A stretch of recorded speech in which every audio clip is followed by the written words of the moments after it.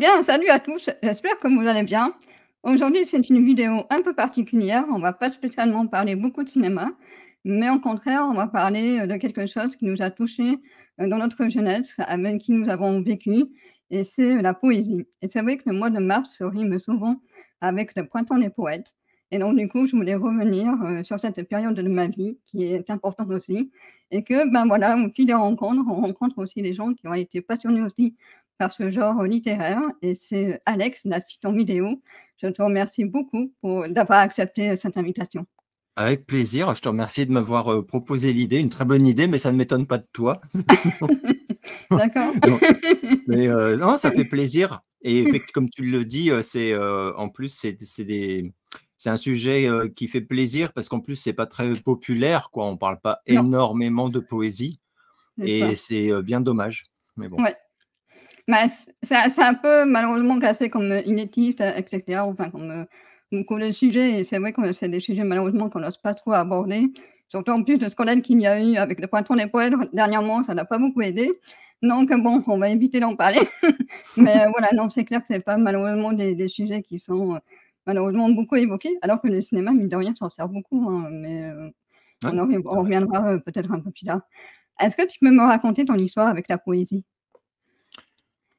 Alors mon histoire avec la poésie, je crois qu'elle est inconsciemment, elle est venue avec la musique d'abord, à travers des chansons dont les textes me parlaient comment dire, hors ligne mélodique. Tu sais, c'est-à-dire quand tu ouvres le livret du disque, enfin à l'époque, hein, je suis vieux, et où tu lisais les textes, mais sans écouter la chanson, et où tu te disais, mince, ça m'émeut, ça me dit quelque chose, ça me touche. Qui a écrit ça? Et moi, je me rappelle de quelques artistes où je me disais, mais qui a composé ce texte? Enfin, qui l'a écrit? Et c'est d'ailleurs, bon là je dis ça, j'avais 13 ans, 13-14 ans, et où j'ai eu d'ailleurs, c'est le moment où j'ai eu quelques désillusions, parce que, bah, par exemple, je croyais que Alain Bachung écrivait ses textes. Alors, ça n'enlève rien à son talent d'interprète, mais bon, à l'inverse, c'est là où j'ai découvert que Mylène Farmer écrivait seule tous ses textes. Et là, je me suis dit, mince, cette femme a beaucoup de talent, d'écriture, je veux dire. Et puis après, avec l'anglais, tout ça, enfin, avec l'appréhension de l'anglais, ça m'a touché comme ça également. Je dois dire que quand j'étais en classe, j'étais pas très sensible aux choix qu'on nous proposait. Donc, j'étais toujours impressionné par l'art de la rime, tu sais.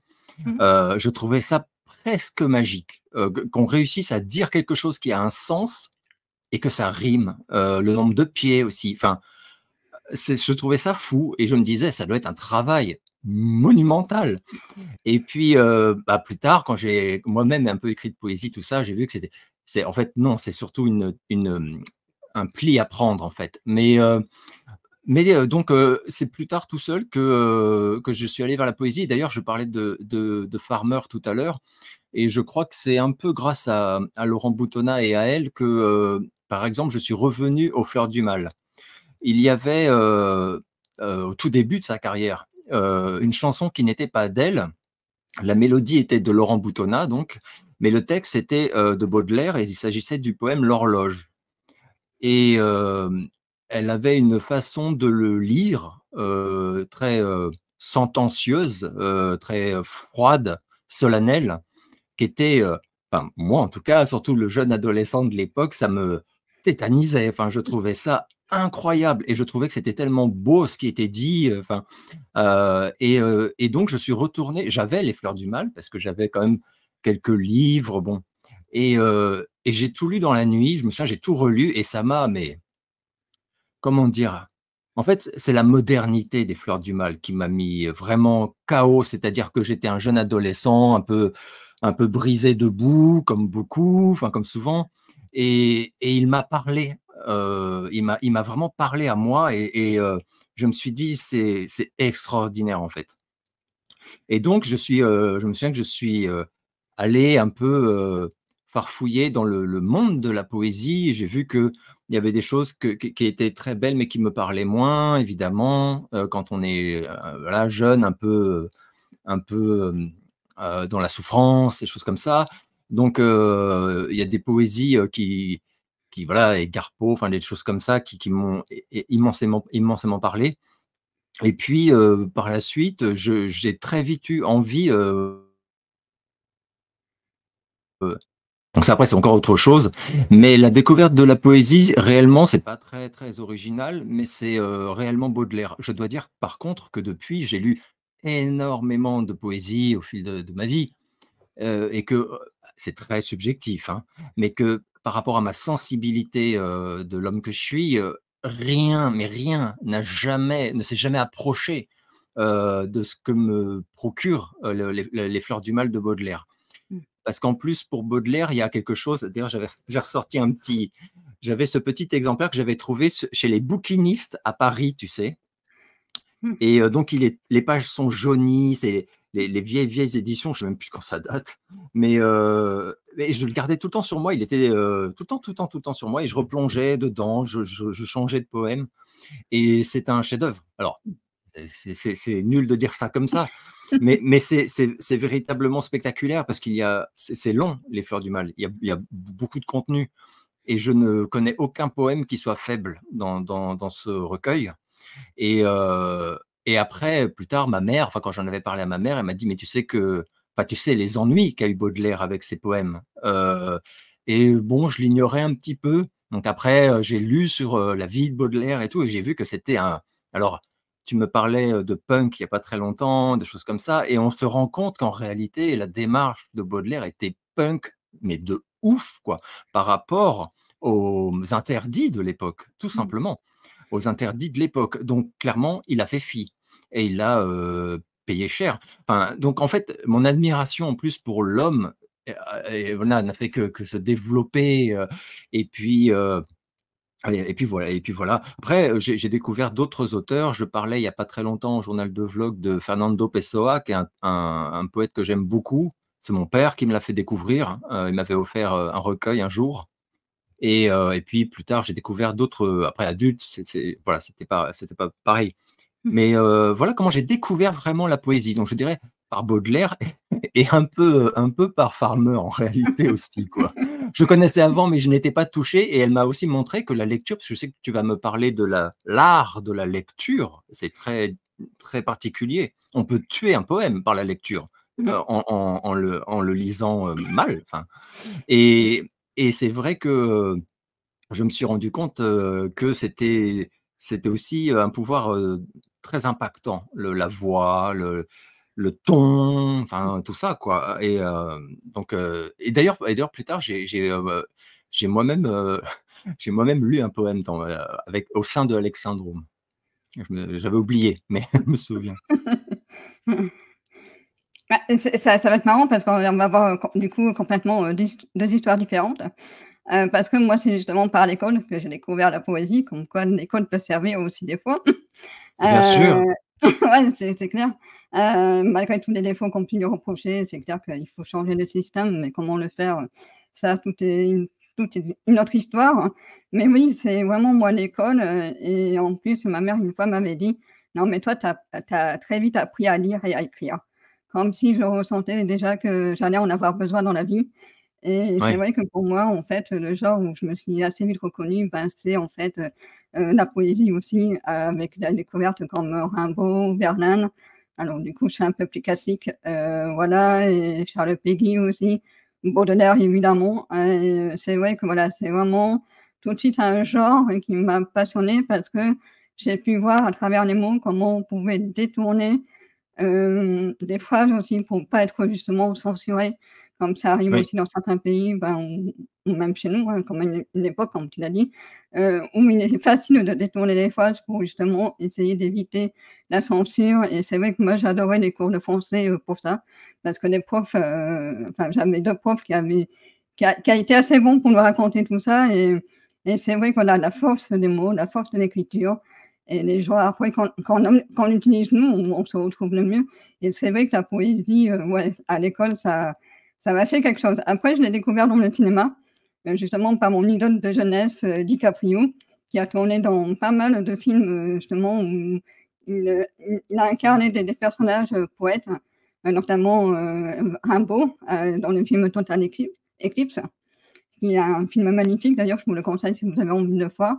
Il y a aussi et puis par contre, moi, c'est lui qui m'a fait découvrir, la poésie américaine avec Basketball Diaries, où il interprète le poète Jim Carroll, punk aussi, rocker, et j'ai tout de suite adoré. Et après, moi, je suis allée un peu plus loin, j'ai voulu continuer à chercher et j'ai découvert la Beat Generation avec Jack Kerouac, William Burroughs, et par contre, mon préféré, c'est Alain Gasper, où son poème Rôle est toujours mon poème de chevet actuellement, quoi.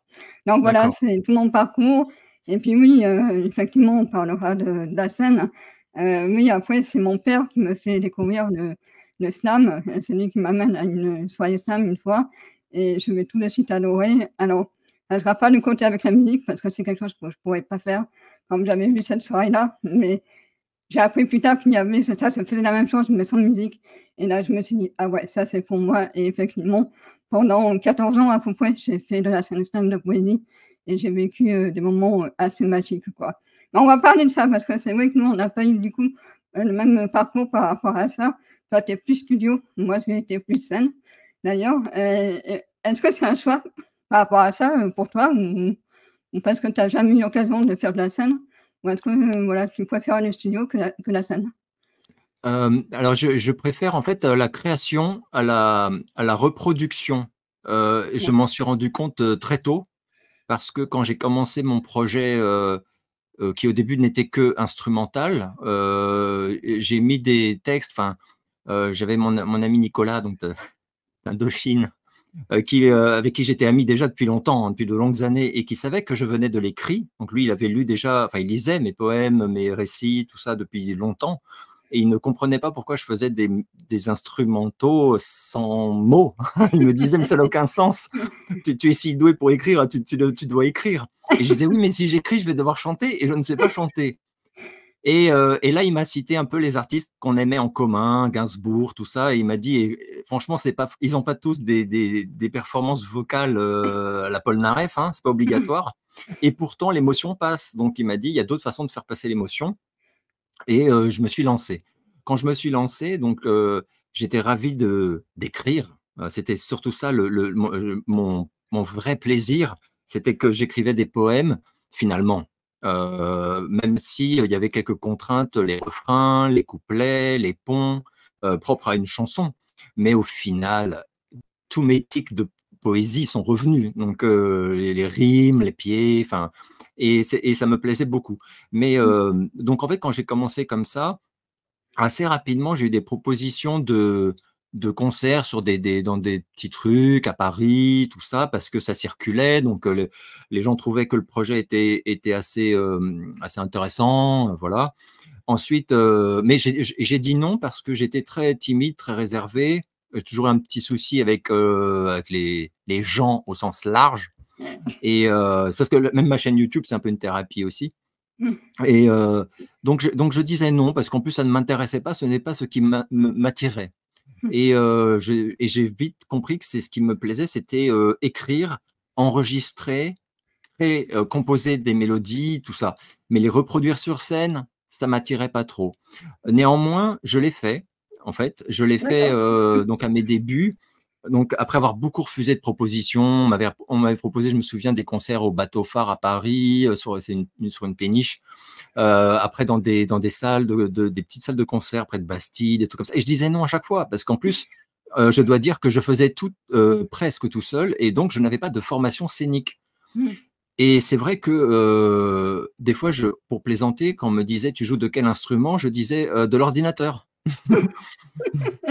Donc Très bien. parce que finalement, c'est vrai que, on est Mmh. dans une génération où, avec un ordinateur, on peut, tout faire.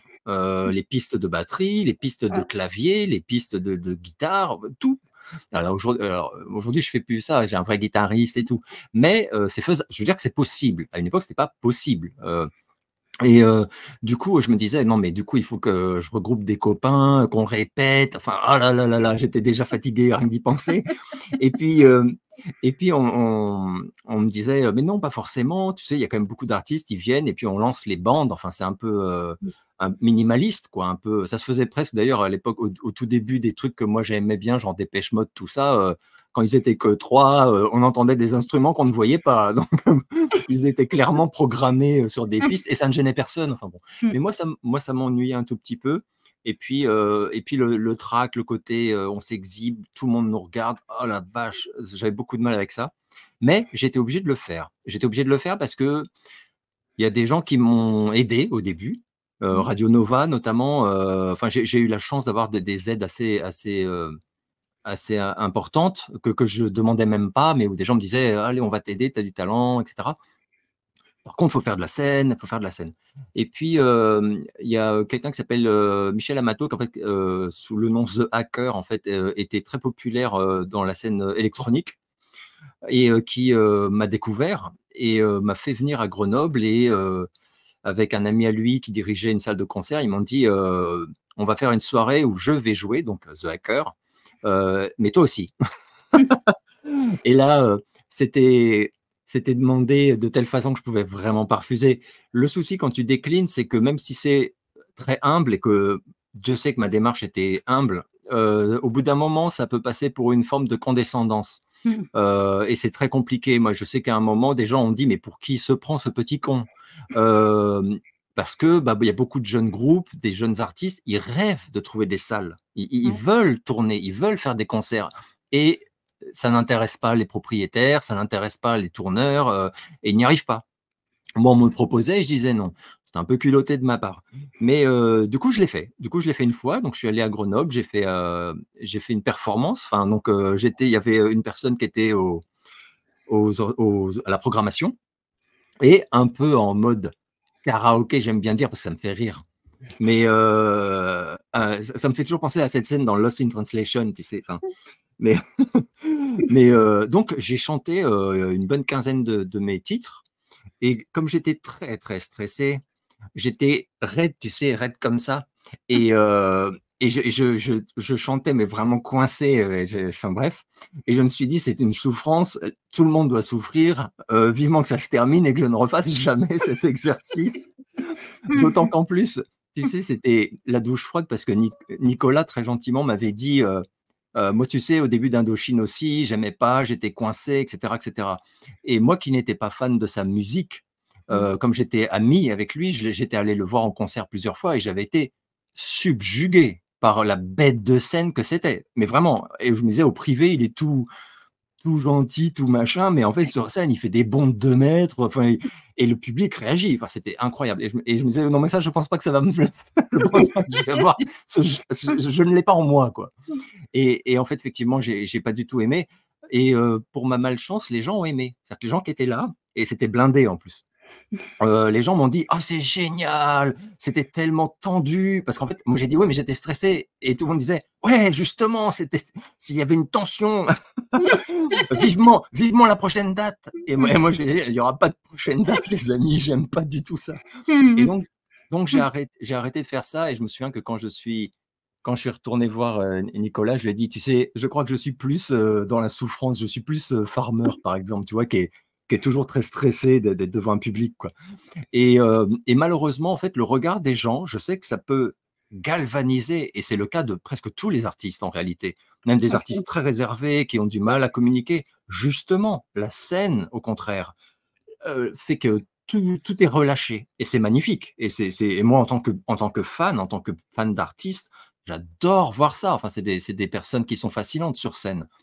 Malheureusement, je l'ai pas et comme en plus c'était pas ma passion, c'était pas pour ça que j'écrivais, bah, du coup, j'ai pas insisté et du Ouais. coup, c'est vrai qu'à ce jour, alors que ça fait plus de 20 ans que j'ai ce projet, je n'ai fait qu'une scène.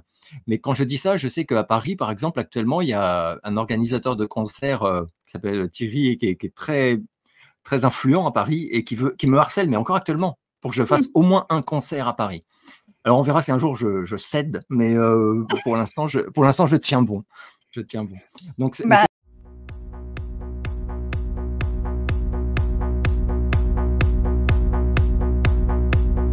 Laissons-nous dériver, nous jouerons chavirés,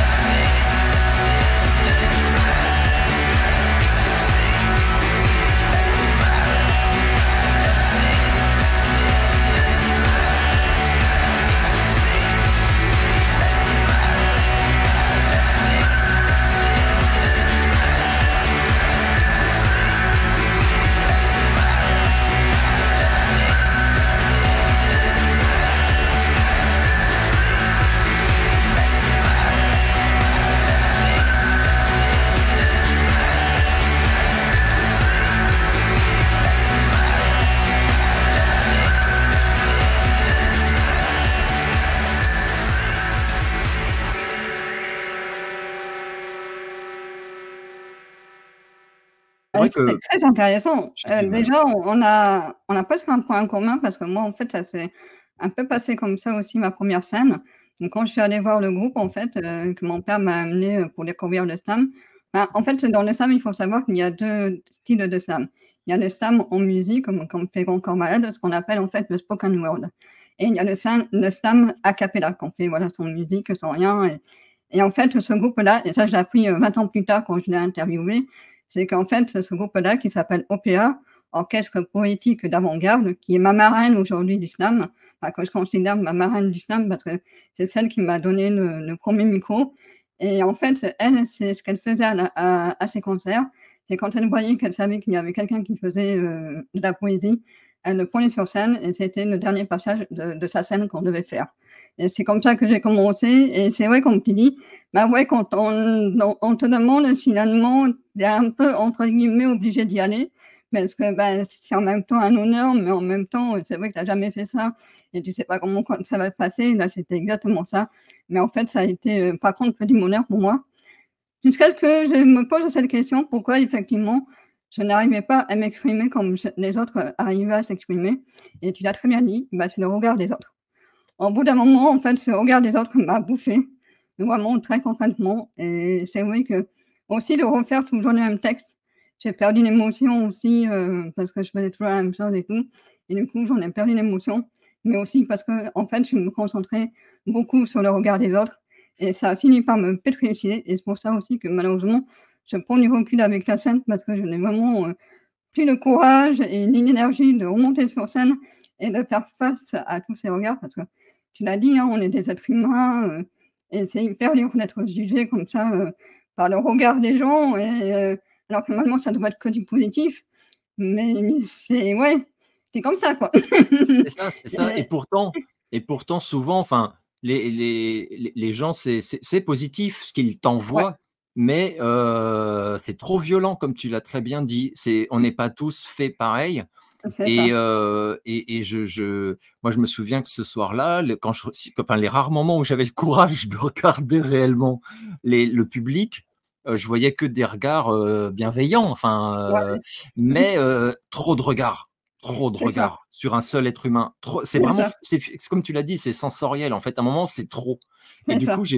je me souviens qu'au deuxième ou troisième titre, je me suis dit: «Je ne vais pas gérer, donc en fait, arrête de regarder, en fait» et du coup, je fixais un point abstrait, et ça a été comme ça jusqu'à la toute fin parce que, ça me galvanisait pas du tout Ouais. comme on m'avait prédit.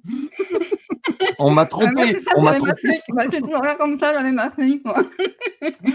Ah oui, moi j'avais pas de feuille, hein, en Ouais. plus, hein. Moi c'était du par cœur, bien sûr, mais parce que quand tu chantes, bon, bah, tu vas pas lire une feuille, mais c'était difficile, après c'est un très beau souvenir, je vais pas Ouais, quand même mentir, je ne regrette pas du tout de l'avoir fait, pareil, pareil. mais par contre, ce que j'ai compris, c'est que je sais qu'il y a beaucoup d'artistes, par exemple, qui disent: «Quand je compose une chanson, par exemple, je me projette sur la tournée qui aura lieu». Alors je parle de grands artistes, bien sûr, hein, Ouais, mais je veux dire, les artistes qui savent quand ils sortent un disque qu'il y aura une tournée, par exemple. Et ben, du coup, et c'est logique. Quand ils écrivent, quand ils composent, ils se disent: «Qu'est-ce que ça va rendre, face à un public?»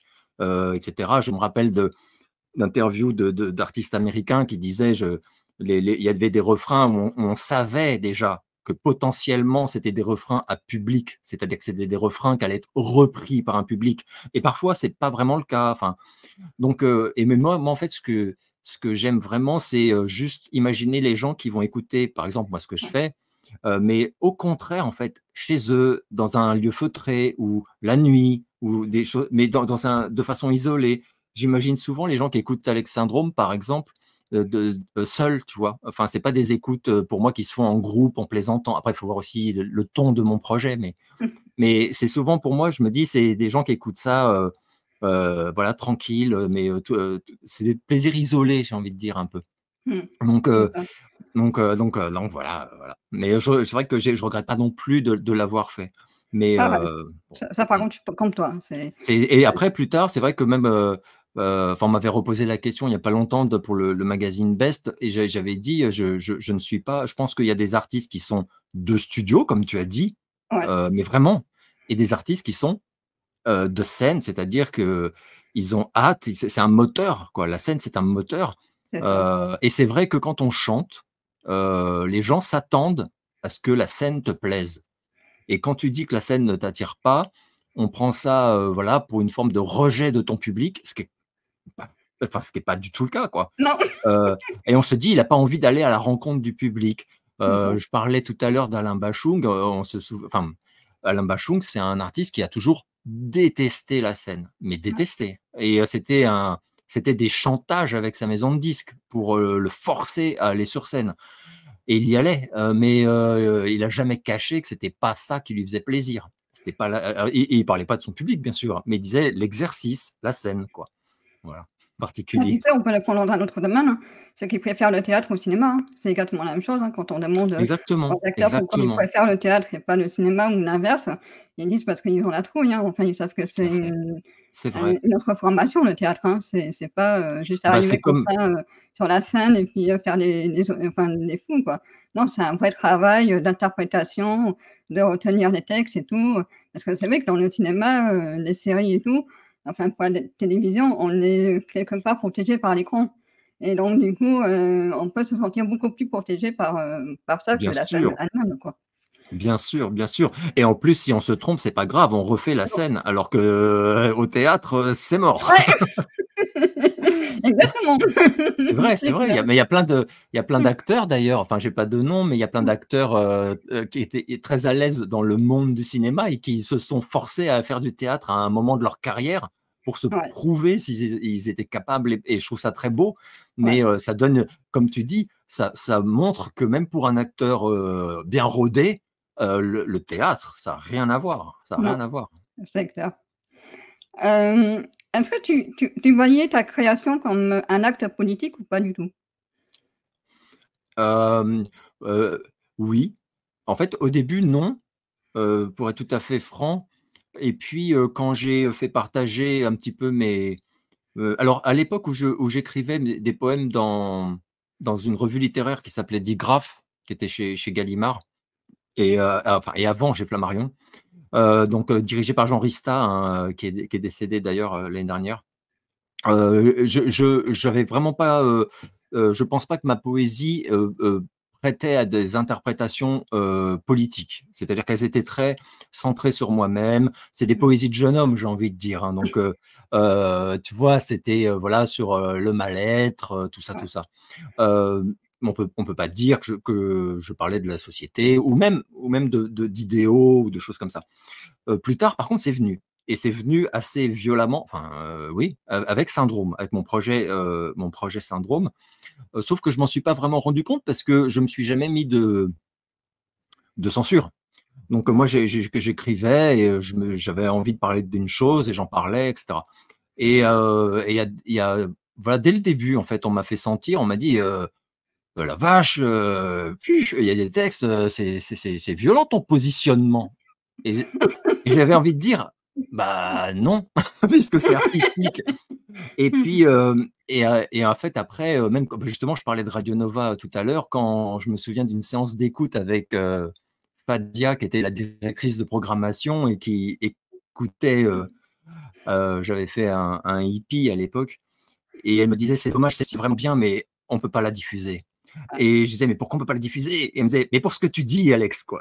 Et j'étais là: «Bah mince, qu'est-ce que je dis, quoi?» Et elle me disait: «Non, mais tu te rends bien compte», enfin, et c'était drôle parce que, du coup, on m'a fait comprendre que oui, c'était bien sûr que c'était, enfin, bien sûr, j'ai compris que, oui, en fait, mes poésies, en fait, chantées, on pourrait dire, Ouais. étaient quelque part des pamphlets, quelque part, hein, Mmh. politiques, heu Mmh.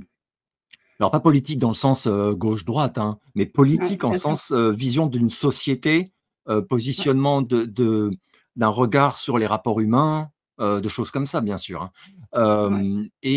Et aussi c'est là aussi où j'ai pris la mesure du regard que j'avais sur, la vie. Voilà, c'est là où je me suis vraiment fait, enfin, on m'a vraiment, poussé à me rendre compte que, bah, j'avais fait d'ailleurs une chanson qui s'appelait J'ai trop lu Sioran et qui était voilà humoristique. Il y a toujours un peu de dérision dans mes textes, mais c'est ce qui sauve pour moi, c'est Ouais, l'ironie, ça sauve de tout en fait. Mais du coup, oui, je me suis rendu compte que oui, en réalité, oui, bien sûr que c'est très vite, quelque part politique, ouais. quand on dit autre chose que, «Ce matin, il faisait moche, du coup, j'avais le cafard», enfin voilà. Hem Et moi, c'est vrai que je suis allé beaucoup plus loin que ça et il y a des moments où j'ai écrit des chansons où je savais que ça allait un peu caresser, dans le sens inverse de la pousse du poil. Tu sais, je Ouais. me suis dit: «Ça il y a des gens, ils vont «Ah!» ça fait comme ça.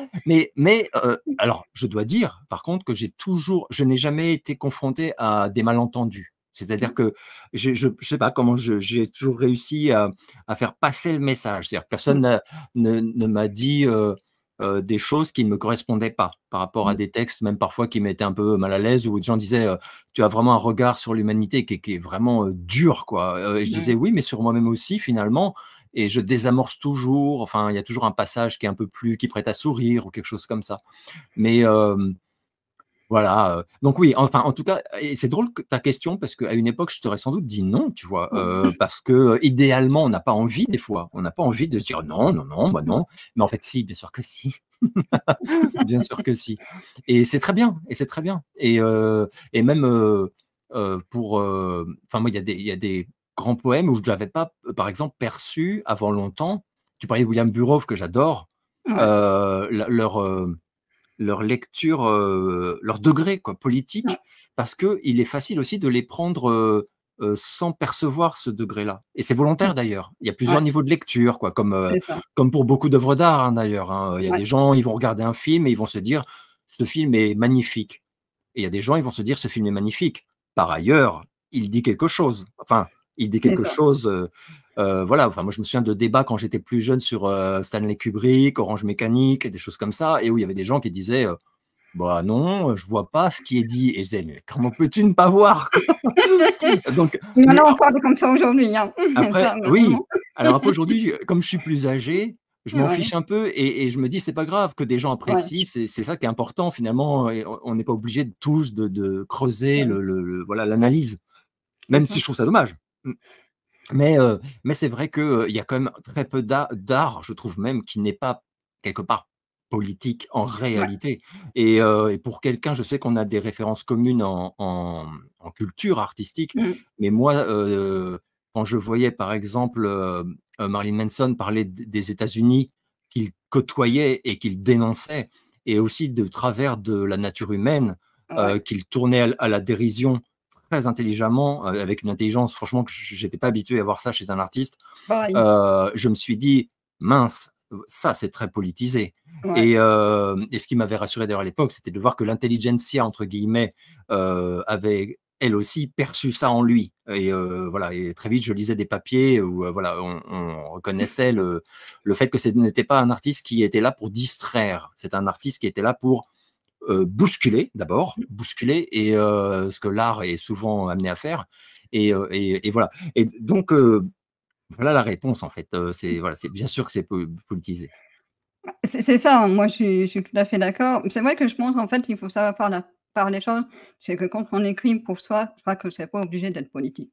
Mais quand on a l'idée de vouloir le montrer aux autres, par contre, voilà, c'est à partir de là que ça devient en fait, que ça Exactement, devient politique, en fait. exactement, C'est exactement, c'est ça, je l'ai exactement ça. compris et c'est vrai, je l'ai compris au fur et à mesure aussi de mon expérience de scène slam, mais quand j'ai animé aussi une scène slam, où là, justement, on disait, «Ouais, il y a la liberté d'expression et tout», bah, en fait, je me suis rendu compte, pas tant que ça, parce qu'une fois, je me suis retrouvée avec, une slameuse complètement raciste et là, quand tu es animateur de la scène, tu te dis: «Comment tu fais?» Tu fais quoi? Est-ce que tu dois la censurer ou est-ce que tu dois la terminer de prendre de term enfin, qu'elle finisse son texte ou quoi? Et en plus, il y avait des musiciens et tout. Les musiciens aussi étaient hallucinés. Ils me regardaient parce qu'en fait, ils l'accompagnaient et tout, pour savoir s'ils devaient continuer et j'étais au 1er rang, en fait. Je c'est comme c'est moi qui était organisatrice, j'étais obligée d'être au 1er rang pour voir que si tout se passait bien et c'est vrai que là, j'étais sur un ordre. J'étais là: «Mais est-ce que je dois la laisser terminer ou est-ce que je dois l'arrêter?» Et en fait, je me suis sentie mais complètement incapable de l'arrêter. Du coup, les musiciens l'ont vu. Du coup, ils ont fait comme si de rien n'était, ils ont continué et tout et à la fin, je dis: «Ouais, ouais, ciao». Mais c'est vrai que du Waouh! coup, tu t'en rends compte, ouais, il y a une liberté d'expression, mais des fois, quand ça nous s'arrange aussi, en fait, hein, parce que c'est pas forcément tous les partis qui viennent s'exprimer. Des fois, tu te dis: «Heureusement aussi», mais c'est Oui, là où oui, tu oui. te dis, ouais, quand tu organises, une scène, c'est vraiment autre chose que d'être spectateur ou simplement participant, et c'est tout ça qui est aussi, extrêmement politique, et c'est là où encore on remet en question, que veut dire la liberté d'expression, quoi, tu vois? C'est Bien là, sûr, voilà, quoi. mais non, mais je suis tellement d'accord et après, alors Dieu merci, c'est rare, mais c'est vrai que, enfin, ce que tu racontes, moi, je suis, choqué, évidemment, mais je suis choqué par en fait, le côté, bravado de cette personne, c'est-à-dire vraiment l'audace, enfin, c'est parce que c'est voilà, Ouais, et aussi le fait que, pour moi, quand on a à la limite, je me dis: «On écrit ce qu'on veut», voilà, ça, c'est vraiment la liberté première de création, par exemple. Mais ouais, une fois que c'est partagé, et là, je te rejoins complètement, une fois que c'est partagé, on en subit les conséquences, ouais, et là, par exemple, dans le cadre d'un festival ou de quelque chose où on est plusieurs artistes à passer ou des choses comme ça, la moindre des choses aurait été, d'abord qu'elle fasse lire en disant: «C'est un texte à problème». ouais, Enfin, tu vois? Je veux dire, et c'est que ça, vous disiez: «Bah, pas de ça chez nous», quoi. ouais, Tu vois ce que je veux dire? Ça, c'est le minimum, ouais. mais se ramener comme ça et piéger, prendre tout le monde en otage, un peu voilà, ce qu'elle a fait, ça, c'est vraiment minable. Après, c'est souvent des gens minables, hein, les gens les gens, Alors elle, elle venait d'avoir un accident et que du coup, les chauffeurs étaient des arabes et tout, donc si tu veux, tous les arabes se sont d'accord, pris sur la tronche et tout, donc si tu veux, et c'est là où d'accord. je me Oui, suis dit: oui, «Heureusement, finalement, c'est pas tout le monde qui écoute». Parce que du non. coup, j'avais la trouille surtout de l'après, tu vois? Et finalement non. J'ai réussi à la faire pousser de la scène, et bon, ça s'est, on va dire, plutôt bien terminé, quoi. Mais c'est vrai, quand j'ai eu ça, je me souviens la tête des musiciens qui me regardaient et tout, en me disant: «Mais on fait quoi? On continue ou on arrête?» Et en fait, ils ont plutôt respecté la personne. Mais c'est super dur, quoi. C'est quand tu te retrouves à ça, c'est waouh! Ouais, ouais, ça, Ah c'est voilà, délicat, quoi. mais après, quand c'est des lectures, par exemple, moi, j'avais vu, il y a longtemps, hein, j'avais été à l'époque, justement, de Digraph, j'étais allé à des séances de lecture. Alors, il y avait des gens qui lisaient leurs propres, écrits, Ouais, mais il y avait aussi des lectures voilà, comme si je venais et que je lisais un poème de Lassner ou des choses comme ça, enfin, des choses qu'on apprécie, quoi. ouais. Mais quand on est l'auteur et que c'est des choses, bon, là, en plus, ce que tu décris, c'est lamentable, mais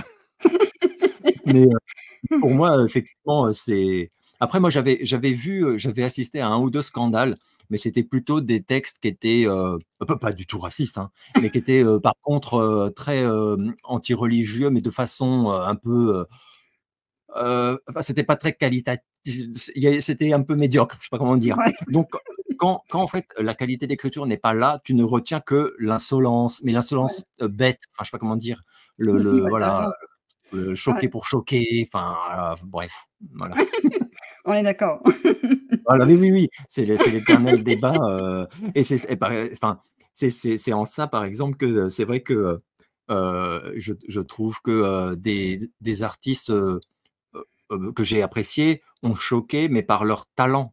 C'est le talent, en fait, qui est le pas ultime, en fait.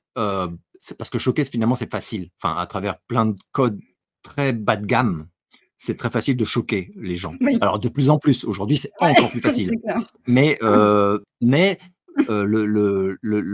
talent, ça, c'est vraiment, rare.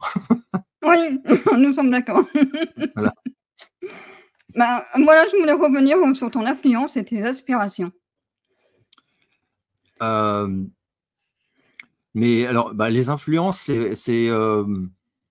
j'ai eu des influences très fortes pas tellement de poètes, en réalité, mais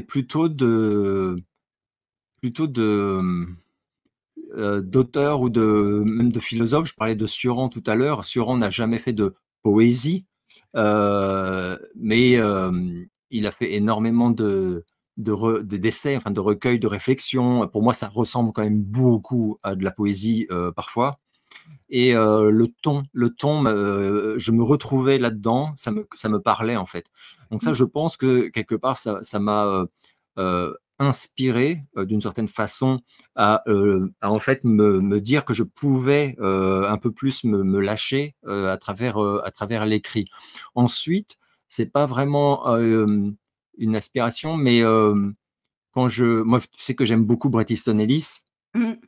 euh, vraiment beaucoup, beaucoup. Et j'avais pas mal apprécié certains poèmes de Houellebecq que j'avais lus à une époque. Et Houellebecq, immense admirateur également de Bret Easton Ellis. Et Houellebecq que j'avais d'ailleurs côtoyé chez Dick Graff avant qu'il soit connu, marrant. Mais j'ai trouvé qu'il avait un vrai talent dans ses poésies, même si elles m'ont jamais je peux pas dire que j'y sois très sensible, tu vois ce que je veux dire? C'est-à-dire que Mmh. je vois le talent et le talent, il est immense, hein, mais c il manque quelque chose. C'est trop Mmh. cru, c'est trop terre à terre, pour moi. J'ai Ouais, besoin d'un peu de lyrisme, je sais pas comment dire. ouais. C'est ce qu'il y a par exemple chez Lassner. Après, c'est parce qu'on parle d'un siècle, et voilà, à l'époque, on écrivait d'une certaine façon. Mais, heu, mais par contre, il y a des choses où je me suis retrouvé dans une forme de violence poétique, chez Houellebecq, et où je me suis dit: c'est un biais, c'est un chemin que je peux prendre moi aussi avec mon identité à moi». Mmh. Et je pense qu'à une époque, hein, je dis ça, c'était vraiment il y a longtemps, hein, il y a 20 ans quoi, où ça m'a aidé. Je pense que ça Mmh. m'a aidé. Et là, vraiment où je cherchais à atteindre, un certain niveau de pas d'écriture tellement, mais parce que j'ai très vite eu conscience aussi de mes limites, hein, les limites, de son talent, c'est vraiment un mot que je réserve aux très grands, donc Mmh. mais plutôt, les limites de mon savoir-faire, voilà. Ouais, exactement, voilà, les limites de mon savoir-faire, hem pour moi, quand je suis satisfait, c'est déjà très bien. Voilà, après, le niveau de au-dessus, c'est peut-être pas pour moi. Mais ça m'a aidé à me pousser un petit peu. Et puis, aussi, certains, auteurs de poésie, américains. Mmh. Il y a un type qui est pas très connu en France qui s'appelle Henry Rollins, D'accord. qui a fait partie d'un groupe, punk américain, qui s'appelait Black Flag, qui est devenu culte et qui par la D'accord. suite est devenu, une sorte de philosophe. Il a écrit beaucoup de livres de réflexion en fait sur la vie avec des poèmes, des trucs, et il faisait d'ailleurs ce que tu dis, enfin ce que tu dis. Il faisait des tournées aux États-Unis où il lisait ses livres. Donc il y avait D'accord. pas de musique, hein. Il montait Mmh. sur scène, et je parle de scène, alors comme c'est quelqu'un d'un peu connu quand même aux États-Unis, il y avait du monde, et il lisait. Donc je trouvais ça fabuleux, j'ai jamais pu y aller, et c'est quelqu'un qui, enfin les poèmes de Henry Rollins, c'est extraordinaire, extraordinaire. Mmh. Alors c'est un ami de Bukowski, c'est un ami, enfin c'est quelqu'un, qui a connu, enfin il est toujours vivant, hein, mais qui D'accord. a côtoyé, des très grands, et qui a été, un peu voilà, on a reconnu son talent à lui. Mais j'aimais beaucoup aussi, cette façon, qu'il avait d'écrire, parce que comme l'anglais est une langue, plus pauvre que le français, Ouais. avec des limitations, voilà. Je trouvais très intéressant de voir aussi les émotions que, les poètes anglo-saxons, sont parvenus à transmettre avec finalement, moins de vocabulaire, qu'on a la chance d'avoir en France. Tout à et fait. hem et c'était très intéressant. Ouais. Voilà, et c'est aussi quelque chose que j'aime beaucoup, par exemple, chez Lys. J'aime beaucoup, par exemple, comparer c'est pas un truc que je fais très souvent, mais Mmh. Bret Easton Ellis, j'aime beaucoup lire, en américain évidemment, mais après j'aime beaucoup relire en français. D'abord parce que je D'accord. sais que, comme c'est un grand auteur, c'est toujours de très bons traducteurs qui sont, Mmh. engagés. Donc en fait, les traductions sont toujours remarquables. Mais parce que par contre, je vois la richesse qui est apportée par le traducteur. Tu Ouais. sais, et c'est tellement, je trouve ça super intéressant. Enfin, quand on est intéressé par les mots, la Ouais. puissance des mots, on voit par exemple que, voilà, un mot anglais qui veut dire, selon la phrase plusieurs choses, un traducteur français, il va utiliser, le panel que la langue française te propose pour ce même mot anglais, et ça, c'est génial. Donc, Tout à fait. ça m'a, voilà, niveau inspiration et aspiration, je dirais que c'est un peu, ces choses-là qui m'ont parfois, fait avancer. Mmh. Mais, tu sais, ça, c'est la bataille justement, le groupe d'islam de poésie quand il est né aux États-Unis dans les années 80. C'est un mouvement qui a été très mal vu et très mal pris par les poètes, parce que pour les poètes, les poèmes ne doivent pas être interprétés, ils doivent être lus. Et c'est vrai que j'ai Mmh. vu la différence au Québec quand je suis allée à Montréal. J'ai vu vraiment la différence entre une scène slam et une scène de lecture. Je t'avoue, je préfère quand même la scène slam parce qu'il y a vraiment le côté performance avec le corps, enfin le poète Mmh. qui vit en fait son poème dans son interprétation. Alors que quand j'étais allée sur la scène, de lecture de poésie à Montréal, il était là, il lisait sur sa feuille, enfin il n'entendait mais absolument rien de ce qu'il racontait. Tu avais l'impression de enfin, tu avais envie de lui demander: «Tu peux pas le dire un peu plus fort ton poème parce qu'on n'entend rien, quoi?» Ah ça, c'est et terrible. Ça, quand et ça c'est arrive, vrai c'est quand même terrible. la performance rajoute quand même quelque chose et surtout que ça peut casser aussi la barrière, des langues. Parce que je suis allée Mmh. voir à Paris un poète américain qui s'appelle Saul Williams et qui avait fait un concert et enfin un concert et aussi du a cappella et tu te rends compte que quand il interprète ses textes, c'est vrai, mais en fait, ça n'a rien à voir parce qu'il vit tellement, tu entends aussi ses mots et cetera et c'est vrai que ça n'a rien à voir avec la simple lecture. Mais ça, c'est vraiment depuis la nuit des temps. C'est la bataille entre les poètes, on va dire académiques et puis les slammers, quoi. C'est voilà, il y a toujours cette, histoire, est-ce qu'il faut pas performer ou pas, Ah moi, le poème et c'est vrai que c'est en fait, je je pense t'écoute. que c'est comme on veut, quoi. Ça doit être chacun Ouais, doit voilà ce que choisir j'allais dire. ensemble de le faire et voilà, quoi. Mais c'est vrai que Mark Smith, du coup, l'initiateur de ce mouvement, s'en est pris énormément sur la tronche, par les poètes, académiques, américains et m'a mal D'accord. compté parce qu'apparemment ça, c'est un problème, vraiment, dans le monde, aux côtés, de la poésie. Donc c'est assez rigolo quand même, comme quoi des problèmes aussi peuvent se retrouver entre les pays.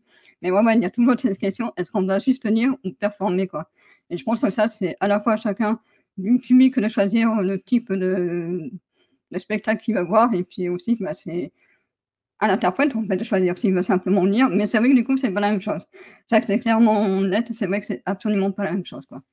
Donc Bien sûr, mais moi en fait, je t'écoute et je me dis je réalise que je suis comme toi, c'est-à-dire que je crois que selon la personne, en fait, j'aime les 2. J'ai pas ouais, de préférence et je disais tout à l'heure, par exemple, que c'est vrai que la lecture du poème de Baudelaire par Farmer, sur l'horloge est très parlée, volontairement, hein, est très parlée, hein. Il y a vraiment ouais, aucune mélodie de voix et j'adore, et à l'inverse, j'écoutais je t'écoutais et je pensais, tu sais, les battles là, tu sais, comme tu as dans 8 Miles, ouais, avec ouais. Eminem, où, finalement, c'est un on pourrait dire que c'est une forme d'improvisation de poète, enfin, Ouais, et il n'y a pas de musique, et c'est craché. Enfin, là, par contre, c'est ouais. très C'est du rythme, interprété, quoi, c'est surtout du rythme, c'est c'est pas de la musique, mais c'est du ça rythme. monte, ça descend, c'est vraiment Ouais, vocalement, il y a c'est pas du c'est tout ça. linéaire et Mais rap, il j'adore faut aussi. savoir rap, il faut savoir que ça veut dire Rhythm and Poetry, donc c'est pour ça qu'aussi il y a beaucoup de poésie dans le rap américain. Voilà, c'est ils ont vraiment respecté ça,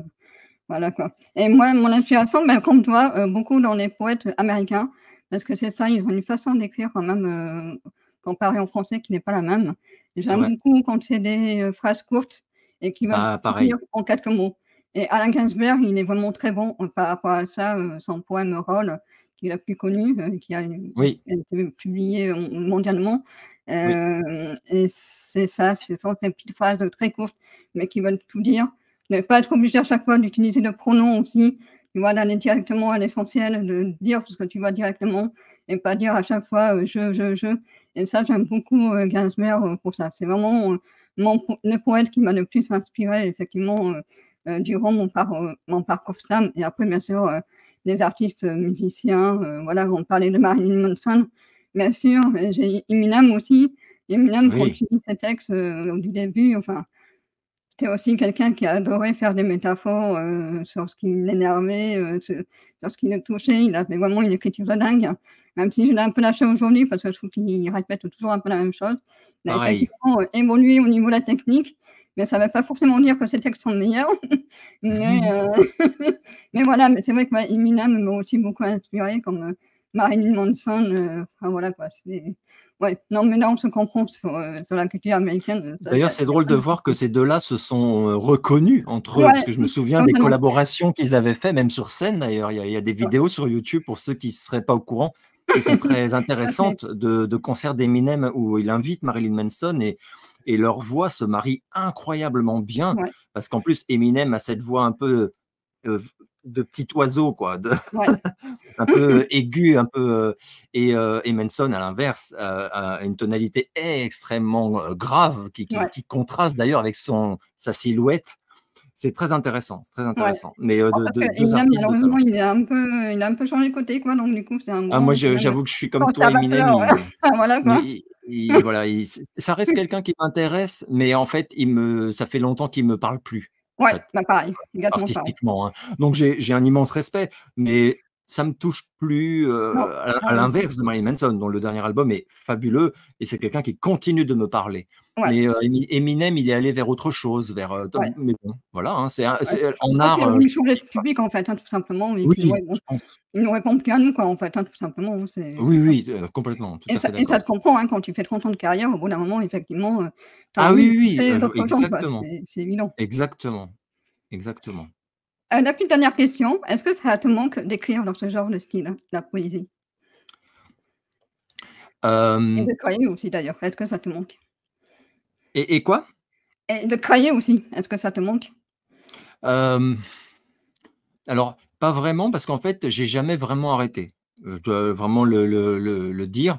Je fais des pauses, hein, donc je fais des pauses, où ça ne sort plus de moi parce que c'est une thérapie, hein. Moi, j'ai commencé, vraiment adolescent, c'était pas bon, mais c'était pas grave, en fait. Ouais, C'était l'exercice qui était important et je me souviens d'ailleurs quand j'avais envoyé mes premiers poèmes justement, heu à Philippe Solers et à Jean Rista, tout ça, enfin, bah, un peu par, crânerie adolescente, hein, j'avais été étonné d'avoir, une réponse, mais Jean Rista m'avait dit: «Bon là, dans l'état actuel, c'est impubliable. Mais c'est pas grave parce qu'il y a quelque chose que je sens et si tu continues à travailler et à créer et cetera, ça va finir par prendre forme» et voilà et il avait raison, c'est ce qui s'est passé.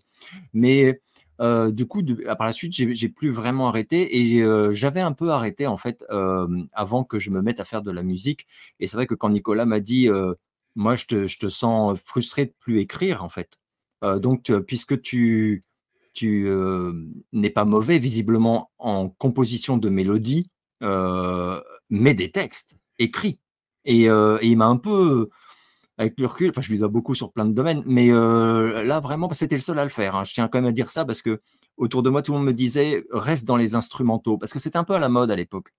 d'accord. C'était des instrumentaux très électroniques en plus, donc voilà, même, je parlais de The Hacker, mais enfin, il y avait d'autres artistes de la scène électronique française qui me disaient: «C'est très bien, tu vas faire un projet avec que des instrus, un peu dance floor et tout et ça va être génial».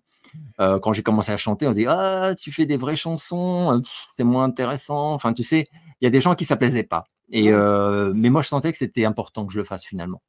Donc j'ai un peu triché, j'ai envie de dire, parce que quand j'ai arrêté d'écrire de la poésie, pure, je me suis mis à écrire des textes de chansons et finalement, c'est quand même resté, très écrit, j'ai envie et d'ailleurs, c'était au début, je me souviens, c'était un truc qu'on me disait, on me disait: «C'est drôle parce que tes mélodies sont très «faciles» entre guillemets, c'est-à-dire que c'est pas des mélodies complexes, tu fais des mmh, mélodies entêtantes, mais qui sont, pas binaires, faut pas exagérer, mais qui sont très simples, en fait et c'est vrai. Par contre, tes textes sont très écrits. Enfin, c'est vraiment, en fait, on t'écoute, on dit: «Ouh là là, faut que je réécoute ou que je lise, enfin, qu'est-ce qu'il me raconte, quoi?» et ça me faisait plaisir parce que pour moi, c'était quand même ça, le plus important, ce qui était dit, à travers la chan une chanson. Donc pour moi, j'ai jamais vraiment arrêté. Par mmh, contre, ce qui est vrai, c'est que je fais des grands breaks où, où je vraiment, j'écris même pas une ligne. Enfin, mmh, rien, du tout. Là, par exemple, depuis le dernier album que j'ai sorti, j'ai vraiment, hein, j'ai pas écrit, mais même pas, rien, rien de mmh, rien. Mais je sais que et ça peut durer comme ça 1 an ou 2. ouais, Mais après ça va me reprendre. J'attends parfois un petit peu que ça me fasse mal, tu sais? Enfin, je sais pas comment dire. C'est comme un manque quoi, vraiment ouais. que Tu es un voilà, écorché, c'est quoi, bien sûr, quand tu ouais, crées, tu es un oui, artiste, un ouais, écorché. c'est ça. Ouais. C'est Ouais, exactement ça. je suis un peu pareil, hein. C'est vrai que, je suis quelqu'un qui n'aime pas faire de la récupération, tu sais, médiatique et politique. J'aime pas du Mmh. tout quand les artistes se la racontent en voyant, ce qu'ils ont vu à la télé et écrire des textes dessus. Ça, c'est vraiment pas mon type et c'est vrai, du coup, quand j'ai même pas de vécu, j'ai beaucoup de mal du coup à créer et là, c'est vrai que Ah c'est un peu d'accord. le néant depuis quelques années chez moi, donc du coup, il faut que j'arrive un petit peu à rebouger et tout ça, mais c'est vrai que des fois ça me manque. Honnêtement, c'est vrai que ça me manque. Là, je sais que j'ai un texte que je veux écrire depuis, quelques mois et voilà, j'ai le titre et tout. Ça, je sais aussi que quand j'ai le titre, c'est qu'il est pas loin de sortir parce qu'en fait, pour moi, le titre, fait le résumé de la chanson, enfin du morceau Mmh. et voilà, pour moi, le titre est aussi important que le Oui, texte, en fait pareil. Ah oui, oui. et c'est vrai que ouais, ça manque un peu et c'est vrai que par le manque aussi un peu de soutien, c'est vrai de la famille parce que du coup, eux, ils sont pas du tout artistes donc mon père est par contre un peu touché par l'art, d'une manière générale, mais c'est vrai que le reste de la famille pas trop donc du coup, ça manque un peu de motivation de m'y remettre, mais je sais que ouais, et aussi quand ça ira mieux aussi, physiquement et tout ça, Bien sûr. je sais que je reviendrai parce que j'ai gardé énormément de contacts, surtout sur Paris et ouais, ouais, non, j'y reviendrai aussi, mais ouais, il faut en avoir envie, en fait, surtout, je crois. Faut pas se forcer, surtout que maintenant, quand on a compris, ce qu'on aimait ou pas, dans notre façon de faire, voilà, parce que ça sert à rien, en fait, de se forcer. Je pense que c'est ce qu'il y a de pire, en fait, de se forcer. Ah, c'est terrible et c'est jamais payant. Non, c'est clair, c'est en Je l'ai général, le monde je se l'ai fait casse une la ou gueule, 2 en fait. fois, je l'ai fait une ou 2 fois et j'ai été sanctionné immédiatement, Ouais, par l'absence de créativité. Enfin, c'est-à-dire qu'à un moment, tu sais, il y avait des fois où j'avais des lignes mélodiques que je trouvais tellement, chouettes, j'étais super heureux et pour moi, ça reste flou tant qu'il y a pas une ligne de chant. ouais, Et contrairement à beaucoup d'artistes, presque tous d'ailleurs, j'ai beaucoup de mal à faire du yaourt. Tu sais, ouais, c'est ce qu'on appelle, voilà donc chanter du n'importe quoi, ouais, ouais, juste pour mémoriser, enfin juste pour avoir en fait la tonalité de mon chant, comment elle, et après j'écris du texte quoi. Ah, ouais, j'ai du mal. Moi, il faut que directement ce soit des mots, directement. Et Nicolas, par exemple, il fait du yaourt sans problème, comme il a fait écouter 1 milliard de chansons avec, où il dit blablabla et après il écrit. Moi ça, j'y arrive pas. ouais, Ouais, mais parfois, tu as pas l'inspiration parce que comme tu le dis, mmh, forcer, ça ne marche jamais et non, donc je me souviens, j'ai des souvenirs, bon, il y a longtemps, hein, depuis j'ai compris la leçon, j'ai pas recommencé, mais où j'avais des chouettes, instrus et où ouais, je me forçais à écrire. Je me disais: «Je vais le chier ce putain de texte» et donc j'écrivais des trucs et c'était mais nul et tu sais, tu t'en veux, tu as envie de te gifler et le lendemain, tu d'accord. réécoutes et c'est pire que dans ton souvenir, quoi. Et tu es puni et au final, il faut pas insister. Il faut laisser et si C'est c'est ça. dans 6 mois que ça te vient et ben, c'est dans 6 mois, c'est pas grave. Voilà. Exactement, ouais, carrément. Alors moi, c'est par contre, c'est vrai que je fais pas de yaourt, mais par contre, je me sname au début les mots en anglais. Voilà, ça vient toujours aussi de ma passion pour la culture, donc américaine et tout ça. Il faut toujours que les premiers mots arrivent en anglais et quand je traduis en même temps et que je vois que ça fait bien, là, je me dis: «Ah, là, je touche sûrement un truc» et du coup, là, je me mets à écrire. Mais ouais, ça peut mettre, vraiment des mois, surtout que j'ai un peu ce syndrome du perfectionnement. Donc du coup, il faut que très souvent ça soit parfait en plus tout de suite.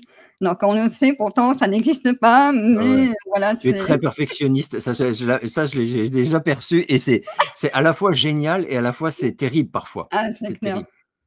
C'est Non, c'est bah, vrai. c'est mon travail, là, j'ai commencé une thérapie, réellement et c'est avec mon travail justement de lâcher prise par rapport à ça, C'est de ça, j'allais le dire, le lâcher prise. Mais ouais, il y a une partie de moi aussi où des fois, même, des fois mon épouse elle me dit: «Non mais là faut». Voilà, c'est compliqué quoi. Des fois c'est compliqué. Surtout quand, comme toi, hein, on a vraiment ça aussi en commun, c'est qu'on est, passionnés et Ouais, quand on est vraiment moi j'ai des gens que je connais et ils aiment beaucoup certains, films, certains artistes, certaines œuvres, mais voilà, voilà, je sais pas comment dire. C'est comme, tu sais, c'est comme en cuisine, genre j'aime bien ce plat, mais c'est ça. sans plus.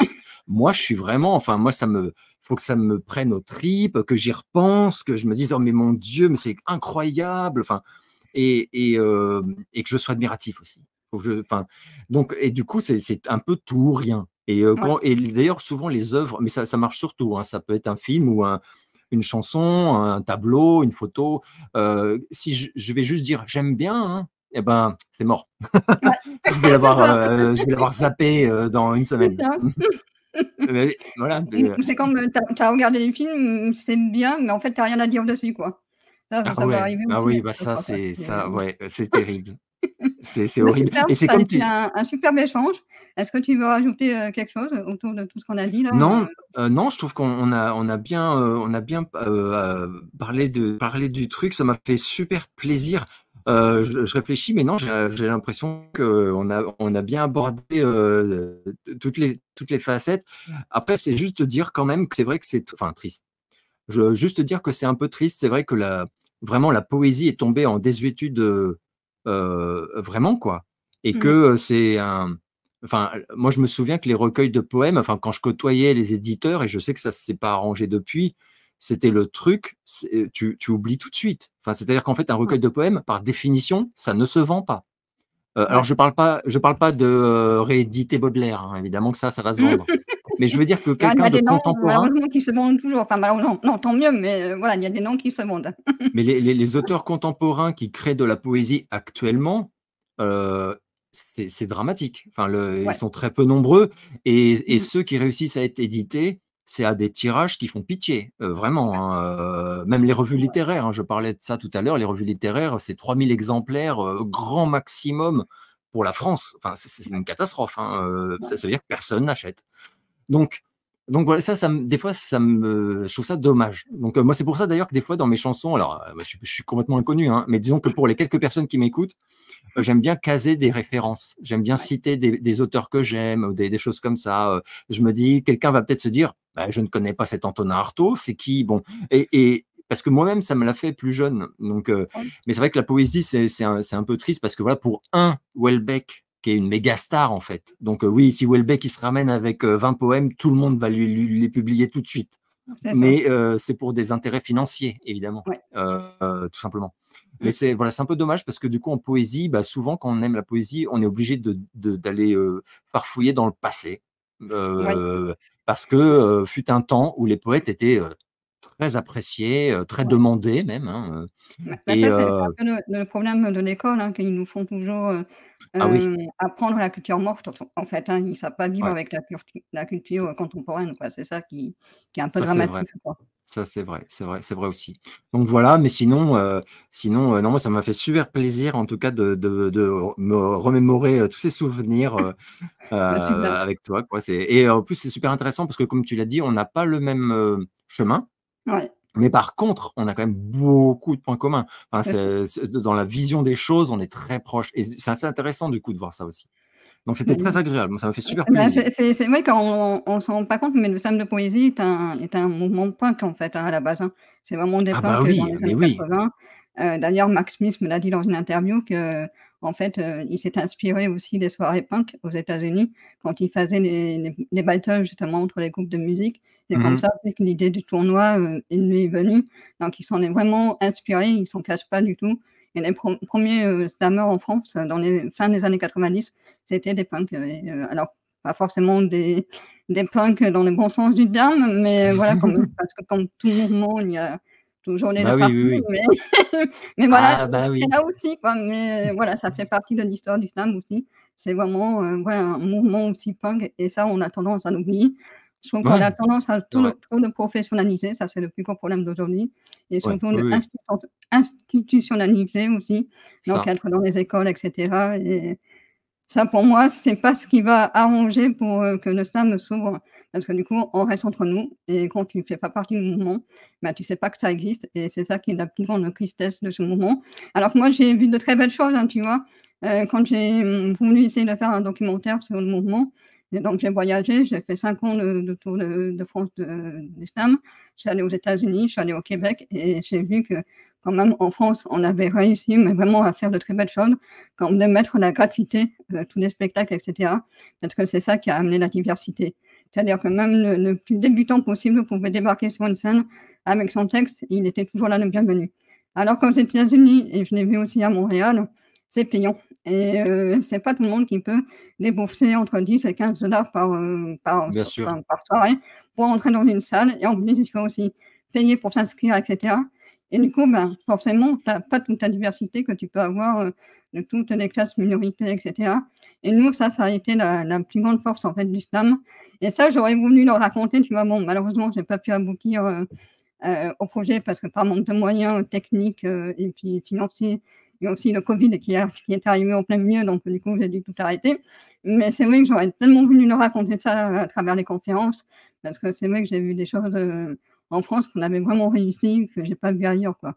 Donc Mmh. nous, on oublie juste le côté acte politique, tu vois? De prendre la scène, de faire la scène comme un acte politique, de prendre la parole parce que nous, en fait, la prise de parole est tellement, c'est tellement une habitude qu'on se rend pas compte, en fait, je trouve, que dans les autres pays, bah, tu peux risquer ta vie et j'ai eu plusieurs témoignages comme ça dans les interviews où carrément un slammer est allé en garde à vue après parce que voilà, il avait osé critiquer, son pays et c'est vrai que ça en France, on connaît pas, quoi et du coup, c'était pour ça aussi que j'avais envie de faire ce documentaire.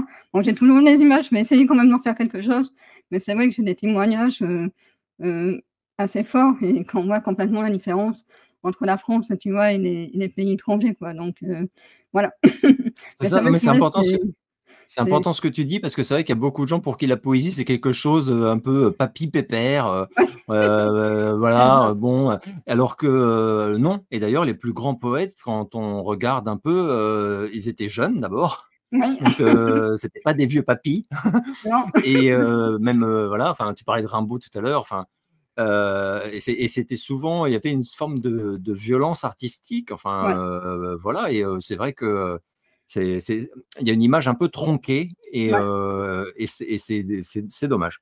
Donc et voilà, c'est donc et c'est peut-être et c'est qu'à vrai que notre toi qui as vécu justement en tant qu'adulte, les années 90, moi j'étais plus ado, oui. est-ce que tu es pas d'accord avec moi aussi que quand même durant une période, dans les années 90-2000, les artistes étaient méprisés en France, quand même? Ah bah oui, ah Ouais, bah on est oui, d'accord, oui, hein? oui. Ah non, non, mais complètement d'accord, complètement d'accord. Oui, oui, tout à fait. Et ça commence enfin à évoluer, quoi. On accepte plus effectivement, que c'est un vrai métier, que derrière il y a du travail, enfin que c'est pas, juste venir faire l'idiot sur une scène et que voilà, quoi. Ouais, ouais. Donc ça on est Non, non, mais c'est exactement ça et enfin, ce que tu disais tout à l'heure est assez, triste aussi comme constat. C'est-à-dire que, là où, monsieur et madame tout le monde comprendra, que, aller dans une salle, écouter un artiste qui chante, bah, ça se paye, hein. ouais, c'est clair. C'est normal et ben, ils ne comprendront pas, enfin, ils ne comprennent pas. C'est pas qu'ils Non, comprennent pas, mais ils ne voudront pas, en fait, ouais, faire le geste financier pour, des lectures. Enfin, disons que c'est moins accepté, c'est moins compris, et c'est, très ouais. révélateur de l'époque, de choses comme ça, c'est triste, c'est super triste. Donc Bon bah voilà. super. Maintenant, il y a des gens qui se battent encore pour ça, comme tu le dis, Oui, bien et sûr. ça, il faut quand même, voilà, tout n'est pas, Non, négatif, ne pas jeter. il Non, se non. passe voilà, il se passe des choses, c'est pas voilà, c'est pas Ça la c'est poésie clair. survivra à tout, hein, ça c'est sûr. Non, non, mais c'est Non, vrai, le slam, si on veut le découvrir, ça existe encore, hein. Il suffit de regarder un peu vers chez vous et ça mais par contre, c'est dans les bars qu'il faut le voir, quoi. C'est pas, tout de c'est suite ça. sur, une scène de spectacle, voilà, très maîtrisée. Non, non, c'est vraiment dans les bars et c'est vrai que c'est là où j'ai vécu, mes plus belles expériences de scène parce que le tournoi, tu vois, c'est un peu formaté déjà, parce qu'il y a un temps limité et c'est de la performance aussi. Donc du coup, déjà, on sent que quand même le slameur a une certaine expérience de la scène, quoi. Alors que vraiment, les scènes ouvertes, tu peux te tromper, tu peux arriver comme ça, mais complètement à l'improviste aussi, enfin c'est beaucoup plus ouvert en fait que les tournois, quoi. Enfin Mmh voilà, mh. c'est une autre façon de faire du slam, quoi. Mmh. Oui, oui, bah, Mmh. oui, oui.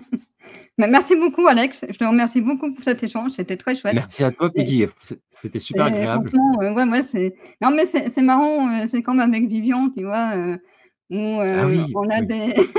des générations un peu différentes, mais finalement, quand on parle, finalement, on se retrouve vachement et c'est ça qui est génial, quoi. On ne Ah peut, bah, ouais, c'est clair.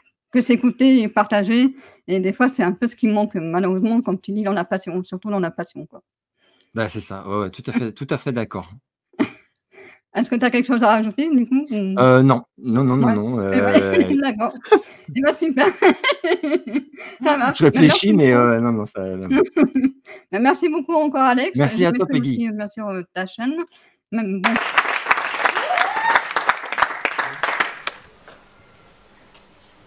personne, personne ne peut. Personne ne peut comprendre ce que je vis. Cette ignorance, cette indifférence sur lesquelles je grandis. Dans ma solitude entre mes quatre murs, mes yeux pleurent bien plus qu'ils ne rient, écoulant moi une souffrance, la souffrance de la haine. Cette souffrance de la haine, c'est cette souffrance de la différence qui me bouffe peu à peu.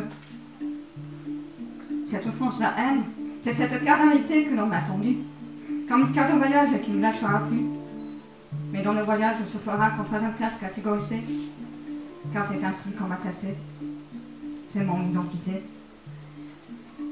Cette souffrance, la haine, et cette différence que je porte me tourne la une faiblesse, car l'homme est toujours effrayé par la différence, et préfère donc faire ses propres guerres pour éliminer tout ce qui le dérange, comme si la différence que Saint apporte lui paraît une faiblesse, alors que nous ne sommes pas vulnérables, mais juste différents.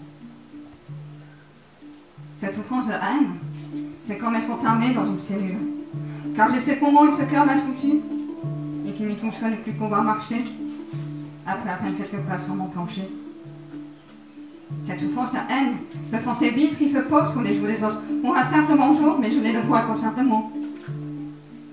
Cette souffrance de haine, ce sont ces mains qui s'enlacent dans celles des autres, pour un simple salut, mais qui ne plus souvent pas la mienne, et m'ignorent. Cette souffrance de haine, c'est ce regard qui se détourne quand je croise. Cette souffrance de haine, c'est mon visage meurtri face au regard qui me prie sur ce que je suis, alors que je suis innocente d'être née ainsi. Cette souffrance de haine, c'est mon visage pour qu'on puisse regarder dans un miroir, car il a ce regard qui est devenu le leur. Cette souffrance de haine, c'est... C'est cette colère qui veut que je lui réponde de te jeter, car je sais que c'est celui qui agit qui est faible. Cette souffrance de haine, ce sont ces mots silencieux, quand on fourre de moi par une clameur. Vie, quand tu me tiens, tu es ma pire ennemie, tu es ma haine, ma déchirure, ma différence, ma douleur, ma peur, mes pleurs. La mort pourrait être ma paix, mais elle m'effraie, et je veux vivre. Juste vivre. Le soleil pleure dans l'aurore, le ciel pleure ses étoiles sous ce ciel du monde, la mer boule ses vagues vers ses arrières frontières, au-dessus de son sable qui voit en poussière. Je regarde ce monde avec une profonde indifférence. Mes mains tiennent une arme sans insouciance. Je ne ressens plus rien en moi. Haine, souffrance, vulnérabilité, tout est dissivé. Comme cette arme et cette force que j'ai tant recherchée, et qui enfin me sourit. Merci.